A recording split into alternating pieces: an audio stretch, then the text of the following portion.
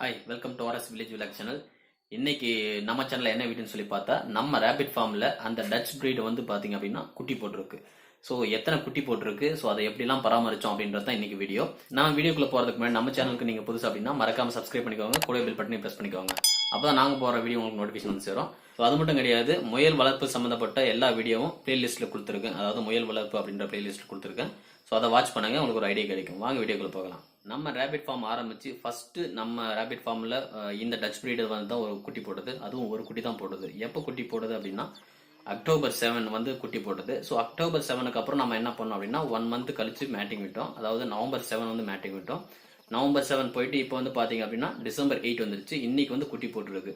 So first குட்டி போடும்போது ஒரே ஒரு குட்டி தான் போட்டது. இப்போ வந்து பாத்தீங்க அப்படின்னா 3 குட்டி போட்டிருக்கு. ஸோ 3 குட்டி இப்போ நீங்க பாத்துட்டு இருக்க அந்த 3 குட்டி தான் வந்து இப்போ போட்ட குட்டி. இதுல வந்து பாத்தீங்க என்னென்ன பிரீட் போட்டிருக்கு, அதாவது என்னென்ன வெரைட்டி போட்டிருக்கு அப்படின்னு சொல்லி பார்த்தா பிளாக்கா இருக்கு. அதாவது கண்டிப்பா வந்து பாத்தீங்க அப்படின்னா பிளாக் ஜெயிண்டா தான் இருக்கும். ஸோ இன்னொன்று வந்து பாத்தீங்கன்னா டச் பிரீடே தான் ஒன்று இருக்கு. இன்னொன்று வந்து பாத்தீங்கன்னா நியூசிலாந்து ஒயிட், கண்டிப்பா நியூசிலாந்து ஒயிட் அப்படி இல்லைன்னா ஒயிட் ஜெயிண்டா இருக்கும். ஸோ இதுதான் வந்து இப்போ போட்டிருக்கு. இன்னும் கண்ணு மூலிகல எப்படியும் ஒரு 4-5 டேஸ் ஆயிடும் கண்ணு திறக்கிறது. 4-5 டேஸ்க்கு மேலே தான் ஆகும் கண்ணு திறக்கிறதுக்கு. கண்ணை திறந்தோடனே நம்ம பார்த்துருவோம் அது என்ன பிரீடுன்னு சொல்லிட்டு.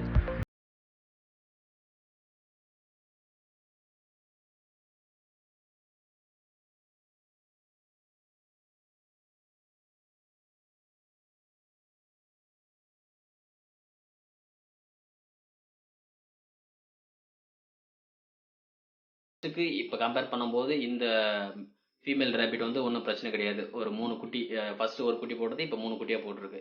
ஸோ நெக்ஸ்ட் இன்னும் நல்ல ஒரு ஃபுட்டு கொடுத்து நம்ம என்ன பண்ணலாம் அப்படின்னா அடுத்த ஈல்டுக்கு வந்து பாத்தீங்க அப்படின்னா இன்னும் ஒரு அதிக குட்டியை போடுறதுக்கு நம்ம இது பண்ணலாம்.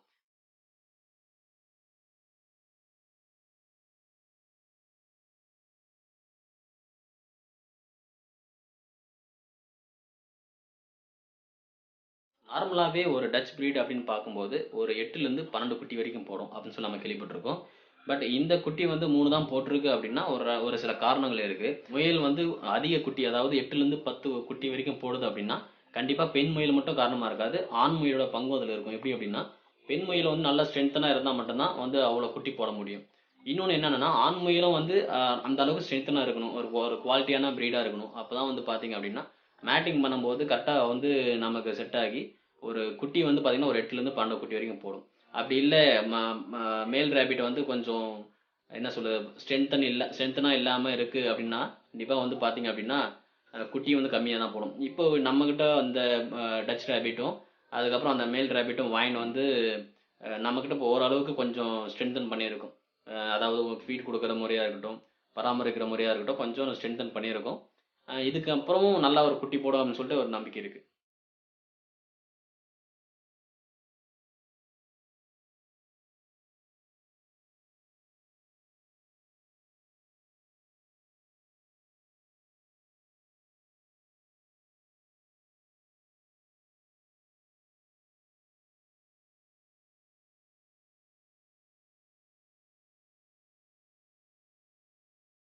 இதுக்கு முன்னாடி இந்த ரேபிட் வந்து ஒரே ஒரு குட்டி போட்டது. அந்த குட்டி நம்ம என்ன பண்ணியிருக்கோம் அப்படின்னா இப்போ நீங்க பார்த்துட்டு இருக்கீங்க இந்த கேஜில் வந்து தனியா வந்து பிரிச்சு இப்போ நேத்தே நான் விட்டுட்டேன்.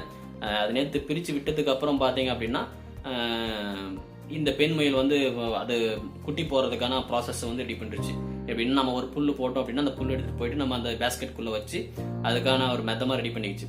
ஆக்சுவலா என்ன பண்ணோம் அப்படின்னா ஒரு முயல் வந்து குட்டி போடுது அந்த டைம் ஆயிடுச்சு அப்படின்னாவே நம்ம வந்து ஒரு குட்டி, அதாவது ஏற்கனவே குட்டி போட்டிருந்தா அந்த குட்டியை பிரிச்சிடணும். அப்படி இல்லை அப்படின்னா குட்டி போடுறதுக்கு வந்து கொஞ்சம் டிலே ஆகும். ஏன்னா நம்ம வந்து கூடவே ஒரு குட்டி வச்சுட்டு திரும்ப குட்டி போடாது எந்த முயலும். அப்படின்னும் போது அதை தனியாக பிரிக்கும் போது தான் அந்த ப்ராசஸ் எங்களுக்கு ஆரம்பிச்சிச்சு. ஸோ அந்த டேட் ஆயிடுச்சு பார்த்தீங்க அப்படின்னா 7லேருந்து 7 அந்த 1 மந்த் ஆயிடுச்சு. ஆனால் குட்டி போட்டிருக்கணும். ஏன் போடலன்னு சொல்லிட்டு நாங்கள் வெயிட் பண்ணிட்டு அந்த குட்டியினுடைய கேஜில் இருந்த குட்டியை நாங்கள் பிரித்து பின்னாடி தான் அதுக்கு அடுத்த ப்ராசஸ் ஆரம்பிச்சது. அது பிரித்து ஒரு 2 ஹவர்ஸ்லேயே வந்து பார்த்தீங்க அப்படின்னா நம்ம புல்லு போடும்போது அந்த புல்லு நினைத்து என்ன பண்ணுச்சு அப்படின்னா பேஸ்கெட்டில் வந்து அப்படியே வந்து ஒரு மெத்த மாதிரி அடிக்கிச்சு. ஸோ ஓகே தெரிஞ்சுக்கிட்டோம். ஓகே இதனால தான் வந்து இவ்வளோ நேரம் வந்து எந்த ஒரு ப்ராசஸும் இல்லாமல் இருந்தது. இப்போ வந்து குட்டி பிரிச்சதுனால தான் அதனுடைய ப்ராசஸ் ஆரம்பிச்சு நமக்கு தெரிஞ்சுட்டோம். ஸோ 1 டே ஆயிடுச்சு குட்டி போகிறதுக்கான சிம்டம்ஸ்ன்னு தெரியல. ஸோ அதெல்லாம் முடியெல்லாம் பிச்சு வச்சுட்டு இருந்தது, அவ்வளோதான், வேற எதுவும் பண்ணல. அப்புறம் நம்ம புல்லு வச்சுட்டு வீட்டுக்கு வந்தாச்சு. வீட்டுக்கு வந்துட்டு ஒரு 1/2 hour கழிச்சு போய் பார்த்தோம் குட்டி போட்டிருந்தது. ஸோ குட்டி போட்டுறே நம்ம என்ன பண்ணணும், அப்போ என்னென்ன ப்ரொசீஜர் பண்ணணும் அப்படின்னு சொல்லி நான் இப்போ சொல்கிறேன். ஒரு குட்டி நார்மலாக போட்டுருச்சு அப்படின்னா அது வந்து அதுக்கு தகுந்த ஒரு ப்ரிகாஷன்ஸ்லாம் எடுத்து தான் வந்து முயல் வந்து பண்ணியிருக்கோம்.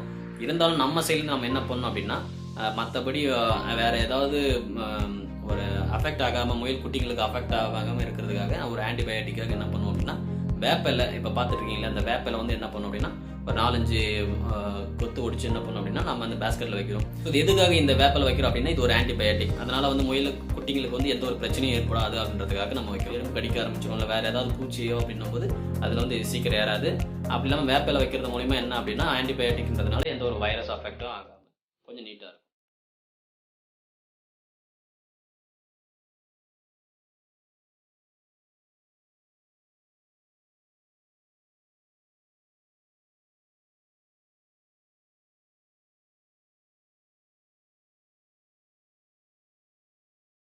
ஸோ முயல் குட்டிக்கு பாலை பொறுத்த வரைக்கும், அதாவது தாய் முயலிருந்து பால் குடிக்கிறது வந்து பார்த்தீங்க அப்படின்னா ஃபர்ஸ்ட் ஈல்டாக இருக்குது, அதாவது ஃபர்ஸ்ட் குட்டி போடுது அப்படின்னா நம்மளுக்கு ஒரு பிரச்சனையாக இருக்கும். ஏன்னா வந்து அது பால் வந்து ப்ராப்பராக கொடுத்துச்சே இல்லைன்னு சொல்லிட்டு ஏற்கனவே குட்டி போட்டு இருந்துச்சு அப்படின்னா கண்டிப்பாக அந்த அடுத்த குட்டிக்கும் வந்து பார்த்தீங்கன்னா அது நீட்டாக பால் கொடுத்துரும். எங்களது ஏற்கனவே வந்து குட்டி போடும்போது நீட்டாக அதுவே பால் கொடுத்துச்சு. நாங்கள் எந்த ஒரு டிஸ்டர்பன்ஸும் அதை பண்ணல. ஃபர்ஸ்ட் இது ஒரு பால் குடிக்குமா குடிக்காதா அப்படின்ற ஒரு இதில் வந்து நாங்கள் என்ன பண்ணோம் அப்படின்னா குட்டி எடுத்துகிட்டு போயிட்டு தாயுடைய மடியில் வச்சு பார்த்தோம்.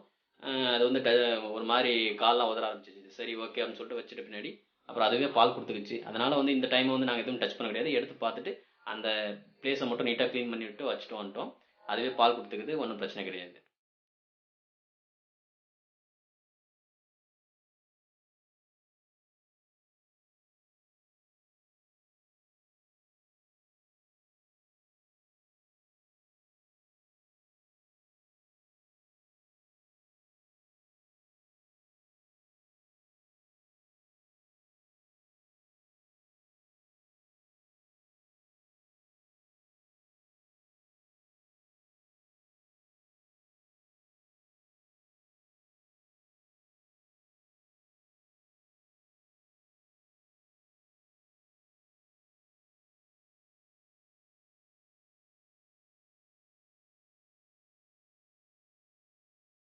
ஸோ இந்த வீடியோ பிடிச்சிருந்தா மறக்காம ஷேர் பண்ணுங்க, லைக் பண்ணுங்க. உங்களுக்கு ஏதாவது இதில் கருத்து இருந்தால் மறக்காம கமெண்ட் செக்ஷனில் கமெண்ட் பண்ணுங்க.